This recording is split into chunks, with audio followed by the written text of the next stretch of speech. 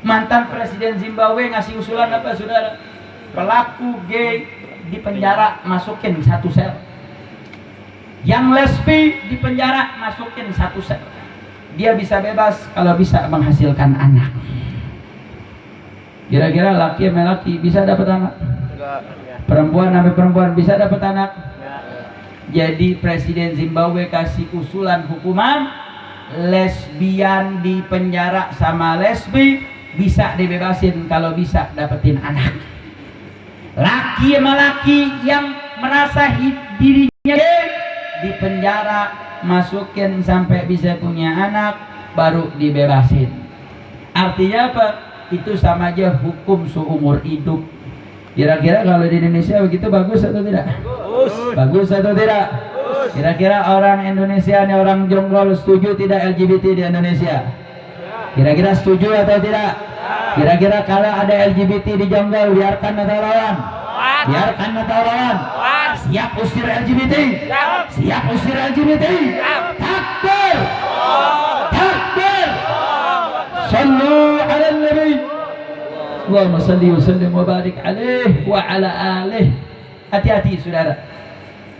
Kenapa kita perlu perhatian dalam urusan seperti ini?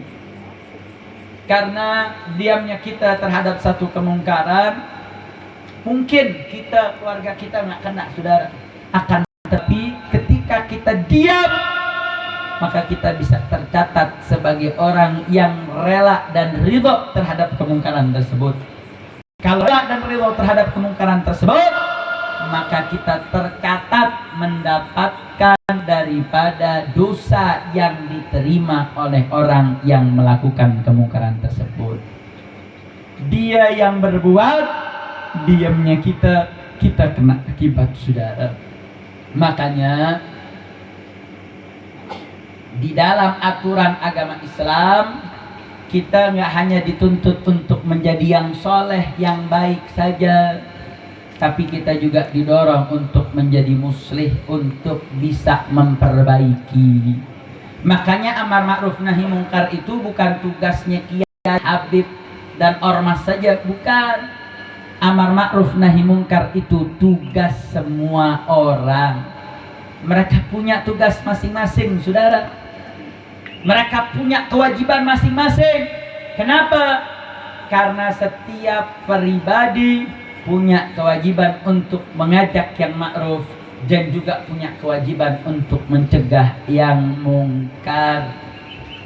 Makanya kami dari Front Persaudaraan Islam meminta doa serta dukungannya. Mudah-mudahan kami bisa menjalankan tugas dengan sebaik-baiknya.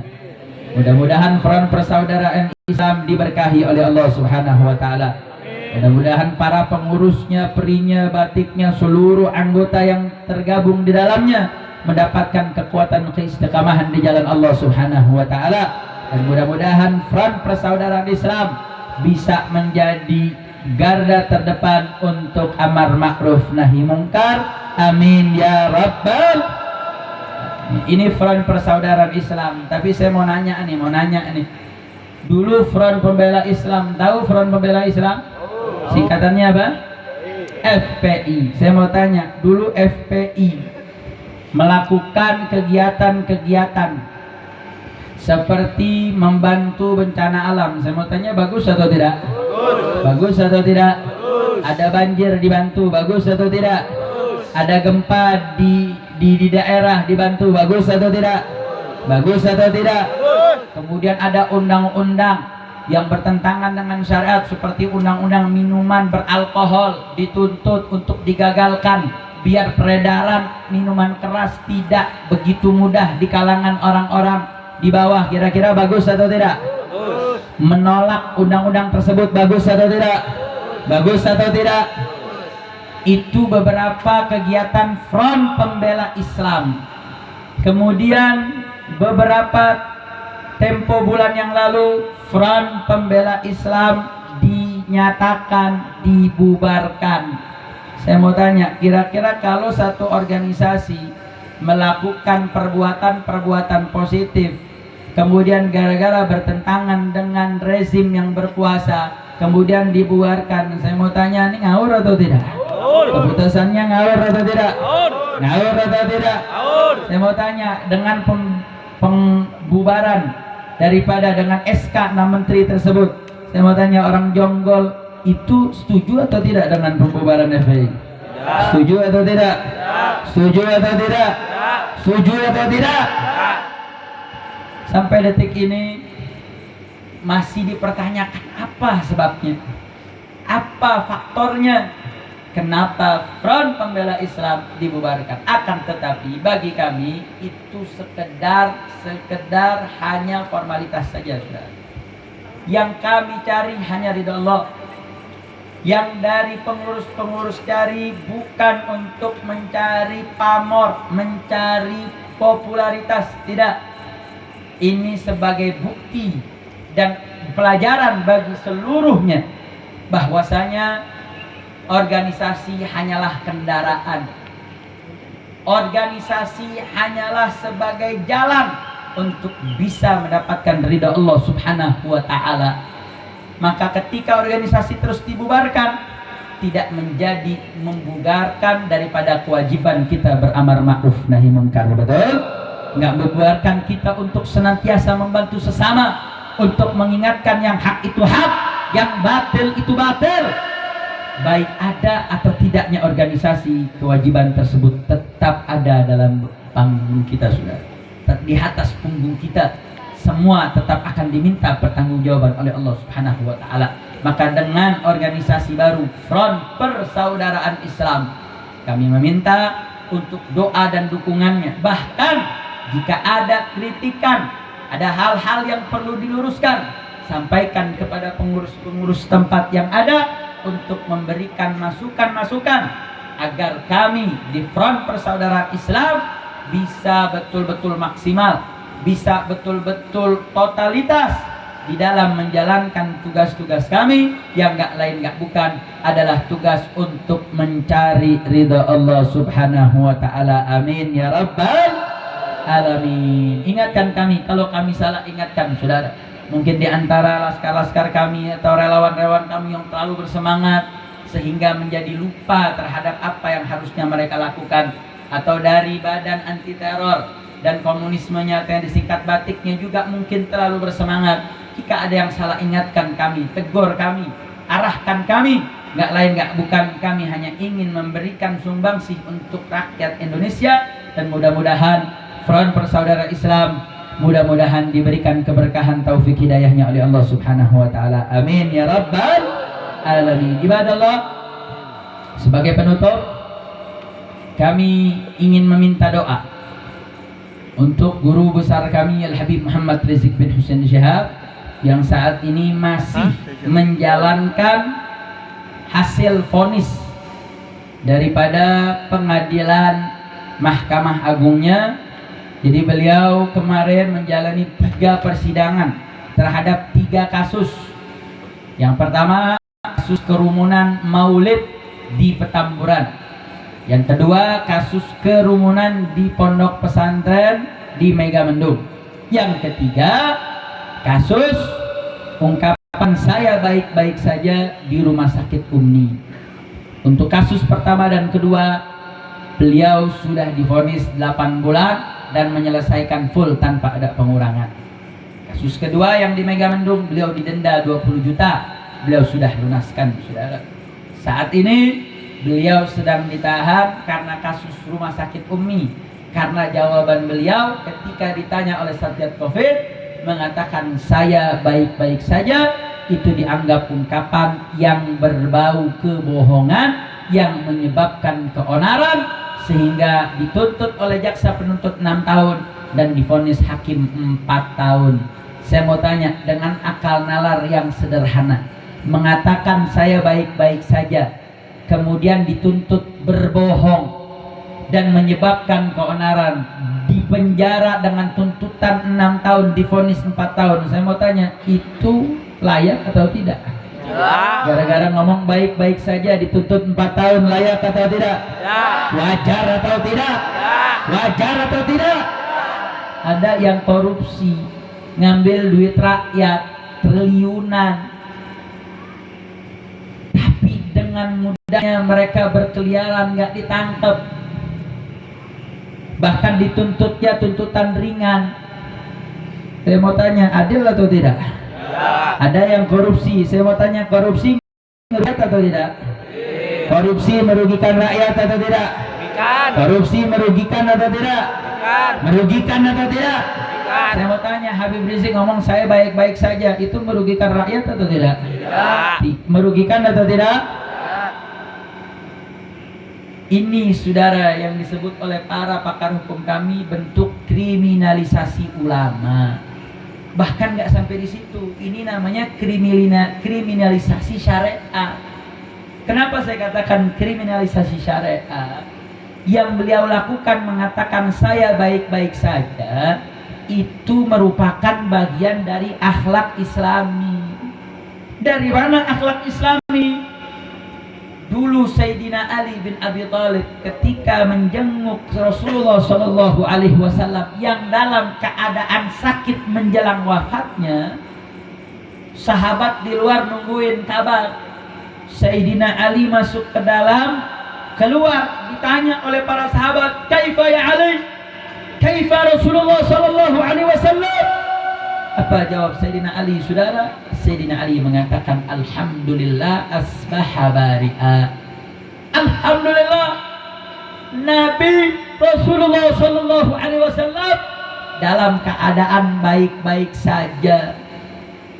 Satu orang Quraisy pegang tangan Sayyidina Ali, "Ya Ali, saya tahu Bani Hashim tuh kalau wafat mukanya saya tahu. Nabi ini sakitnya sudah parah, sudah mau menjelang wafat." Dari riwayat ini saudara, ulama mengambil hukum Sayyidina Ali ini dapat julukan dari Rasulullah, "Ana Madinatul ilmi wa Aliyun babuha." Aku adalah kotanya ilmu dan Sayyidina Ali pintu masuk kota ilmu tersebut. Sayyidina Ali ini cerdas. Bahkan dalam satu riwayat Sayyidina Ali sedang berkhutbah. Beliau sedang berkhutbah dengan kofiahnya akhiran katanya bak semua. Tahu-tahu satu orang berdiri bertanya masalah hitung-hitungan faraid, hitung-hitungan waris. Sayyidina Ali terus membuat mukaddimah dalam khutbahnya. Sang pertanya terus bertanya. Selesai dia bertanya, Sayyidina Ali dengan kofiahnya menjawab pertanyaan tersebut. Kalau kita pernah belajar faraid, kita buat hitung-hitungan, itu butuh waktu sampai 10-15 menit baru bisa menjawab, saudara. Tapi Sayyidina Ali tanpa waktu sedikit pun, dengan jeda hitungan detik, langsung Sayyidina Ali menjawab. Sebagai bukti kalau Sayyidina Ali bukan sembarangan sahabat, saudara. Sayyidina Ali minal mujtahidina inda sahabah, termasuk sahabat yang punya kemampuan, kapabilitas menggali dalil dari sumbernya. Artinya apa? Sikap Sayyidina Ali ketika menjawab Nabi dalam keadaan baik-baik saja, padahal Nabi sudah menjelang daripada kematiannya, itu adalah bentuk bagaimana akhlaknya Sayyidina Ali menjawab orang yang sakit ketika ditanya keadaannya, jawab dengan jawaban yang optimis. Makanya para ulama mengatakan jawaban optimis ketika sakit dijawab dengan baik-baik saja, itu minal mustahabbat, sesuatu yang dianjurkan, sesuatu yang disunnahkan, itu bagian dari akhlak Islami. Kira-kira sampai sini jelas atau tidak? Jelas atau tidak? Berarti saya mau tanya, sikap Sayyidina Ali menjawab itu akhlak atau bukan? Akhlak atau bukan? Nah, yang dilakukan imam besar sama. Beliau menjawab saya baik-baik saja, itu bentuk optimisme. Andai kata beliau saat itu benar katakan sakit, beliau menjawab saya baik-baik saja, itu bentuk optimisme, itu bentuk doa, itu bentuk kesabaran. Saya mau tanya, optimisme bagus atau tidak? Bagus. Doa bagus atau tidak? Bersikap sabar bagus atau tidak? Itu akhlak. Makanya kenapa saya katakan ini kriminalisasi syariat?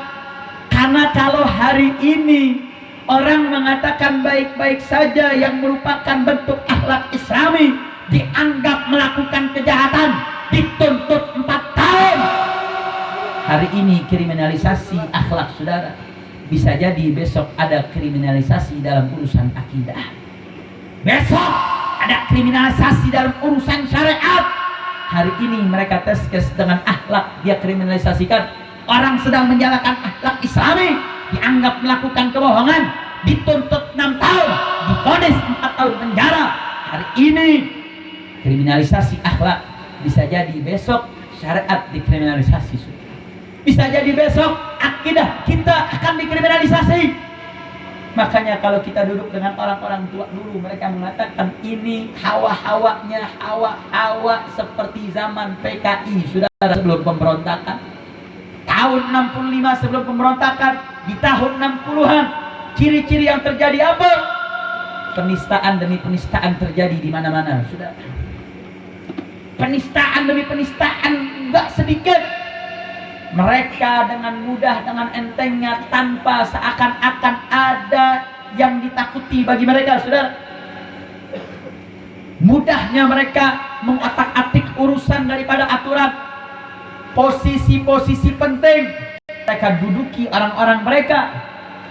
Makanya imam besar kita membuat 30 indikasi lebih bahwasanya komunisme gaya baru telah bangkit di kita punya negeri.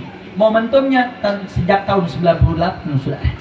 Maka kalau kita tarik dari 98 sampai hari ini, sudah puluhan tahun mereka melakukan gerakan-gerakan mereka.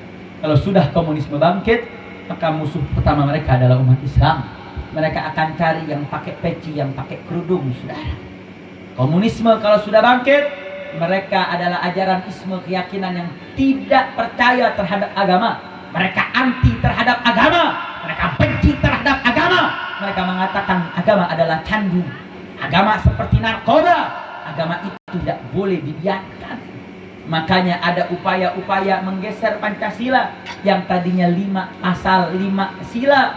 Mereka ingin peras menjadi 3. Bahkan mereka ingin peras menjadi 2. Salah satu target mereka menghilangkan sila pertama, ketuhanan yang Maha Esa. Ini menjadi momok bagi mereka, saudara. Karena Indonesia adalah negara yang menilai ketuhanan. Setiap peraturan perundang-undangan harus bernilai dan berjiwa dengan pasal pertama, sila pertama, ketuhanan yang Maha Esa. Makanya mereka terus berupaya. Mereka terus melakukan langkah-langkah untuk mendiskreditkan daripada ajaran Islam di Indonesia. Maka saya mau tanya umat Islam di Jonggol, kira-kira kalau komunisme bangkit, biarkan Nata lawan? Biarkan Nata lawan? Siap lawan komunis? Siap lawan komunis? Siap ganyang komunis? Takbir! Takbir! Sallu ala Nabi. Makanya saudara, kemarin kita punya imam besar kita, ketika beliau ingin melakukan kunjungan perjalanan ke wilayah Karawang, beliau dikawal oleh 6 pengawalnya. Tapi 6 pengawal tersebut diduga kuat. Mereka sebelum dibunuh, mereka diduga disiksa terlebih dahulu. Mereka diculik, mereka dibunuh, bahkan diduga melalui data-data yang kita terima, mereka terlebih dahulu disiksa. Sudah ditemukan dari 6 pengawal imam besar, setiap jenazah ditemukan ada minimal 2 tembakan tepat di dadanya, sudah. Bahkan diduga kuat kalau tembakan tersebut dari jarak dekat. Kenapa? Karena ditemukan luka bakar seperti percikan mesiu yang ada di dadanya, sudah. 6 pengawal imam besar, mereka dibunuh dan diduga mereka disiksa terlebih dahulu. Kami meyakini mereka semua mati dalam keadaan syahid, dan mudah-mudahan mereka diterima dalam keadaan syuhada. Amin ya rabbal. Kenapa kami meyakini, saudara? Ini sebagai penutup dan motivasi buat kita, saudara. 5 syuhada dimakamkan di pondok kami di Markas Syariah Megamendung. Kami sering dapat informasi dari keluarga mereka. Bahkan ada hal-hal yang kami dengar langsung, yang kami rasakan sendiri, saudara. Minimal ada 2 hal yang ingin saya sampaikan, saudara. Yang pertama, saat 6 syuhada ini dimandikan, yang memandikan ini bukan orang biasa, saudara. Beliau ini biasa mandiin habib-habib, tokoh-tokoh besar. Beliau punya sanad memandikan jenazah bersambung ke negeri Hadramut. Beliau menjalankan syarat rukun sampai sunnah-sunnahnya. Makanya setiap mandiin jenazah bisa makan waktu 2 sampai 3 jam bahkan lebih. Kenapa? Karena ketil dan detail. Sebagai penghormatan kami kepada 6 syuhada, beliau yang kita minta untuk memandikan, dan alhamdulillah beliau mau. Nah, yang menarik apa, saudara? Saat memandikan 6 jenazah tersebut, jenazah ini sampai ke Petamburan untuk dimandikan dan dikafani itu jam 9 malam. Maka kalau pakai perhitungan matematik dasar, katakan satu jenazah kita ambil waktu paling minimal 2 jam. Maka kalau ada 6 jenazah, satu jenazah 2 jam, maka 6 jenazah berapa jam? 12 jam. Satu jenazah 2 jam, ada 6 jenazah, berarti butuh waktu memandikan sampai mengkafani berapa jam? 12 jam. Berapa jam? 12 jam. 12 jam. Karena beliau menjalankan syarat rukun sampai sunnah-sunnahnya secara detail. Kalau jam 9 malam jenazah datang, memulai memandikan dari jenazah pertama sampai jenazah ke-6 dengan butuh waktu 12 jam, maka kalau jam 9 malam mulai berarti selesai jam berapa? 10. Wah, matematikanya nggak lulus nih. Jam 9 malam mulai, 12 jam ketemu lagi, berarti jam 9 Pak. Jam 9 Pak. Ini kayak kalau ngitung duit cepet nih orang sini. Hitung jam lama lu. 10 juta ambil 1 juta, sisa berapa itu? Oh kan lu jawab duit. 9 Pak malam ketemu 12 jam, berarti jam 9 Pak. Beliau mandiin jenazah sampai mengkafani jenazah pertama, kedua, ketiga, sampai ke-6.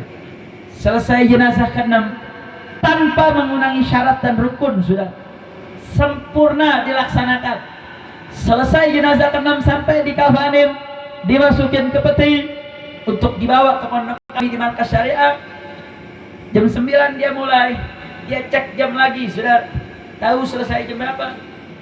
Selesai memandikan jenazah ke-6 jam 12 malam. Artinya apa? Jam 9 ke jam 12 cuman 3 jam. 3 jam rasa 12 jam. Kalau dalam ilmu tasawuf ini namanya tamdidul waqt.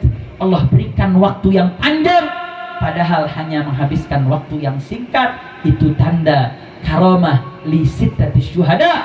Karamah bagi 6 syuhada. Alhamdulillah. Sampai beliau sendirinya kaget-kaget. Sedih beliau nggak pernah dia melakukan seperti ini, sudah. Ini aneh bin ajaib. Ini minal karamat, karamah daripada 6 syuhada. Yang kedua, saudara, ini kasus HAM yang terjadi, pembantaian dan dugaan penyiksaan kepada 6 syuhada. Ini adalah pelanggaran HAM. Ini adalah pelanggaran HAM. Nyawa, 6 nyawa dihabisi dengan begitu semena-mena, sudah. 6 syuhada mereka dibunuh dan diduga disiksa terlebih dahulu. Ini adalah pelanggaran HAM, sehingga terbukti pihak-pihak mereka berupaya menutup kasus ini, sudah. Mereka datangi tokoh-tokoh kita, termasuk mendatangi imam besar kita untuk tutup mulut untuk kasus KM50. Mereka datangi tiap-tiap keluarga syuhada, ayah-ayah ibu mereka. Tapi alhamdulillah seluruh keluarga besar mereka tidak pernah merasa ragu untuk terus menuntut mereka, menuntut para pelakunya, bahkan otak daripada kasus KM50 untuk segera dibongkar, sehingga menuntut bahwasanya kasus KM50 nggak hanya sekedar disidangkan di pengadilan biasa, tapi harus disidangkan di pengadilan luar biasa. Yang saya mau sampaikan apa, saudara? Ini menjadi poin karamah. Andai saja kita berpikir menghayal, kalau mereka setelah eksekusi 6 syuhada, mereka buang mayatnya di mana tempat, saudara? Mereka buang di tempat yang tidak kita ketahui. Mungkin sampai detik ini kita nggak pernah tahu jasad mereka di mana, saudara. Tapi karamah 6 syuhada, Allah bukakan lisan pelakunya. Allah bukakan instansi yang terkait. Dia lakukan konferensi pers. Dia mengakui kalau mereka yang eksekusi, mereka yang habisi. Bahkan mereka katakan ini adalah gerakan yang terukur sistematis. Ini adalah Allah yang gerakkan lisan mereka, sudah. Ini bentuk mereka. 6 syuhada bukan mati sia-sia. Bahkan kita meyakini, la tahsabanna, jangan pernah menduga orang yang mati di jalan Allah kalau mereka dikategorikan mati, saudara. Bahkan didengar cerita daripada keluarga syuhada, salah satu syahid bernama Faiz Ahmad Syukur. Jenazahnya sebelum dimakamkan di pondok pesantren kami, ketika jenazah dibawa ke rumah terakhir untuk dilihat oleh keluarga besar, setelah dibuka petinya, saudara, dalam keadaan kafannya, itu satu rumah tercium aroma wangi yang begitu semerbak, saudara.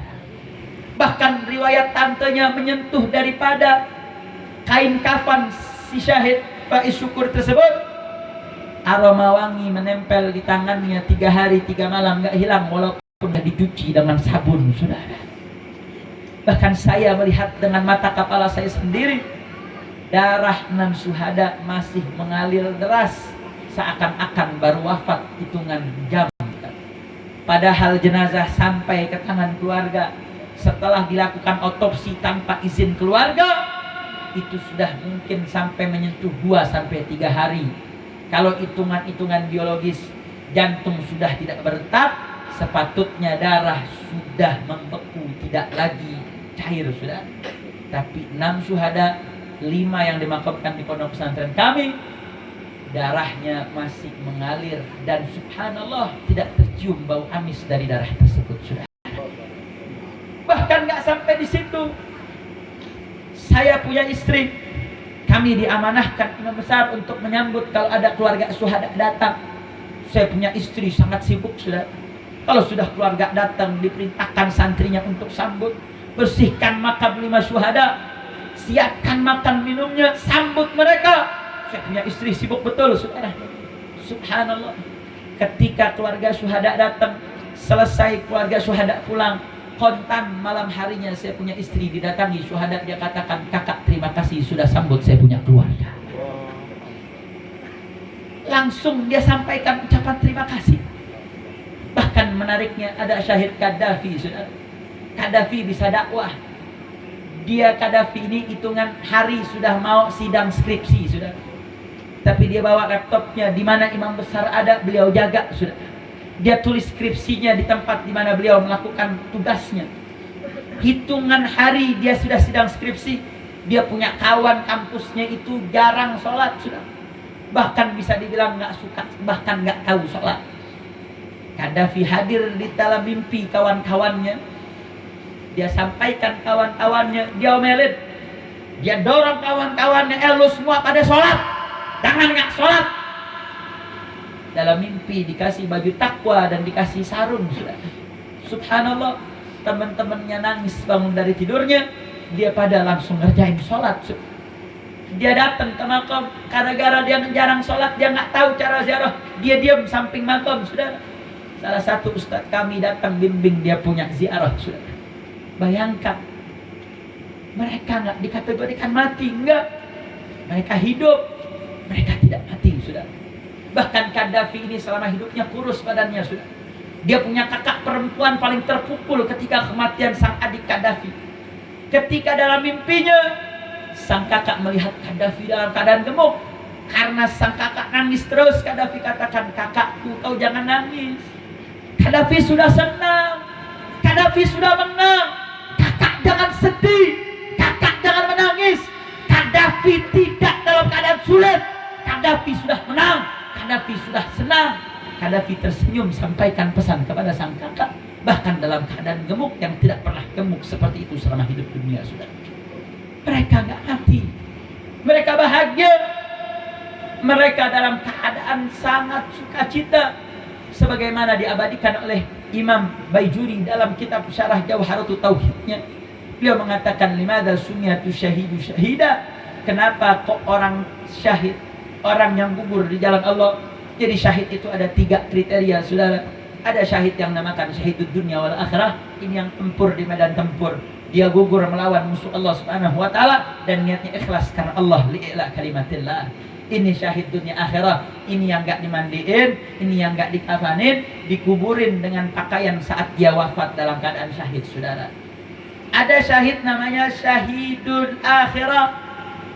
Dia tidak dalam keadaan tempur melawan musuh-musuh Allah, tetapi mereka-mereka yang berada dalam barisan ahlul baitnya Rasulullah. Dia cinta, dia bela keturunan Rasulullah sallallahu alaihi wasallam, atau dia mati dalam keadaan mazlum, atau dia dalam keadaan tenggelam, atau dia dalam keadaan maftun.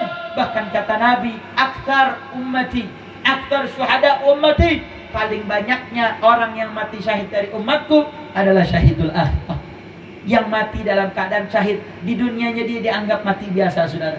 Dia dimandiin, dia dikafanin, tapi di sisi Allah dia terhitung sebagai syuhada. Dan kami meyakini, bahkan kami mendoa mudah-mudahan 6 syuhada masuk dalam kategori syuhada'il akhirah. Yang ketiga, syuhada'id dunia. Dia syahidnya dunia saja, karena dia berperang melawan musuh-musuh Allah, karena hanya ingin dipuji sebagai pahlawan, karena pengen dipuji sebagai seorang mujahid, maka dia di dunianya dianggap syuhada. Dia tidak dimandikan, tidak dikafani, tapi di sisi Allah tidak dicatat sebagai syuhada. Nah, syuhada al-akhirah, ciri-cirinya apa, saudara? Dikatakan enaknya syuhada al-akhirah, mereka hidupnya dalam alam barzahnya, mereka yatana'amuna bi ni'amil jannah qabla ayadkhuluha. Mereka merasakan nikmat-nikmat surga sebelum masuk surga. Mereka bisa yatazawarun, mereka saling jungi, mereka bisa berjalan di mana-mana. Bahkan salah satu pimpinan tertinggi laskar mereka yang sangat terpukul karena ikut dalam peristiwa tersebut, dia mengatakan salah satu syuhada itu ada yang udah mau nikah, saudara. Syahid Andi Oktiawan itu sudah mau nyebar undangan 1 sampai 2 bulan dia mau menikah.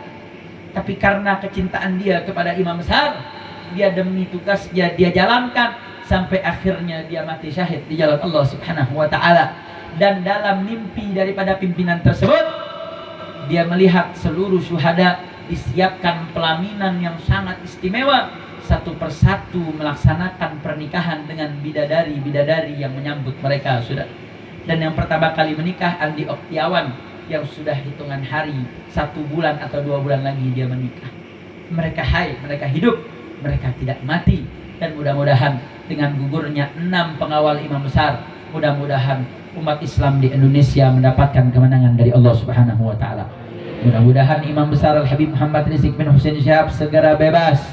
Begitu juga mudah-mudahan Habib Bahar bin Smith, Allah berikan kekuatan kemenangan dari Allah. Begitu juga Haji Munarman dan seluruh para aktivis Islam yang saat ini terzalimi. Kita tutup dengan pembacaan suratul Fatihah. Kita doakan mudah-mudahan Imam besar Habib Bahar bin Smith, begitu juga Haji Munarman dan seluruh aktivis, mudah-mudahan segera Allah berikan kemenangan yang nyata di tengah umat. Mudah-mudahan mereka semua dibebaskan untuk segera. Mudah-mudahan seluruh pelaku KM50 segera Allah bongkar yang nyata. Amin. Ala hadhihi niyyah wa kulinatun salihah wa ala manawa imamuna al-akbar al-habib Muhammad Rizik bin Husain Syihab wa ila hadratin Nabi bi sirril Fatihah.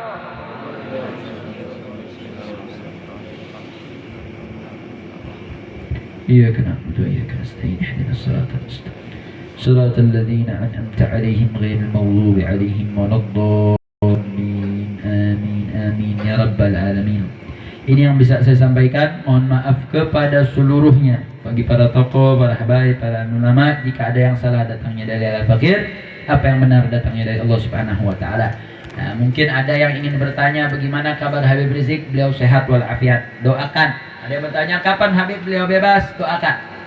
Doakan, mudah-mudahan dalam waktu dekat beliau segera bebas. Amin. Amin. Ya Rabbal. Atau ada lagi yang mau nanya, Habib bagaimana nih sikap untuk pemilihan 2024? Ini udah mulai banyak desas-desusnya. Kita tinggal tunggu saja, sudah. Kita tunggu komando daripada para habaib, para alim ulama. Insya Allah para ulama kita bukan orang-orang bodoh, mereka bukan orang-orang yang tidak memiliki ilmu pengetahuan. Mereka tahu siapa yang layak untuk dipilih, siapa yang tidak layak untuk dipilih. Pengalaman tahun 2019 menjadi pengalaman besar untuk seluruh para ulama, dan insya Allah akan ada pengarahan-pengarahan selanjutnya yang nanti terus diikuti informasi di media sosial, dan gunakan media sosial untuk menjadi sumber informasi, sumber pergerakan, sumber daripada cara kita untuk menggapai ridha Allah Subhanahu wa taala.